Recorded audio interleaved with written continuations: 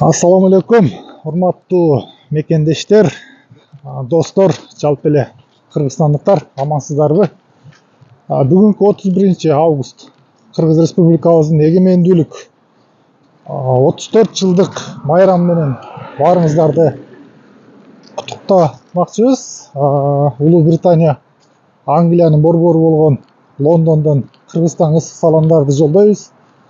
Жана ушундай биздин эгемендүүлүк майрам кыргыз жарандары, кыргыз элибиз кайсыл жакта болбосун, кай жерде болбосун, ар дайым аман болсун деп тилейбиз Кудайдан. Кыргызстаныбыз өнүгүп өсө берсин. Биз бүгүн ошол 31 августта Лондондо консулство тараптан ушундай бир жакшы кыргыз мекендештерибиз үчүн алыста майрам уюштуруп жатыптыр. Биз ошол тарапка жөнөдүк. Кудай кааласа, Кудайым буйрса, биздин каналга катталбаган болсоңуздар катталып, подписацияны басып коюңуздар, жана ой пикир жазууну дагы унутпайбыз. Бүгүн мына биздин жигиттер алдыда бара жатат, жана бул жакта келе жатышат. Бүгүн Кыргызстанга майрам болуп атат.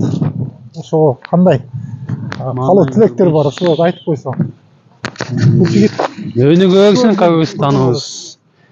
Дайыма эле ушундай желегибиз өсүп, кыймылдап, жакшы эле мамлекеттен болсун.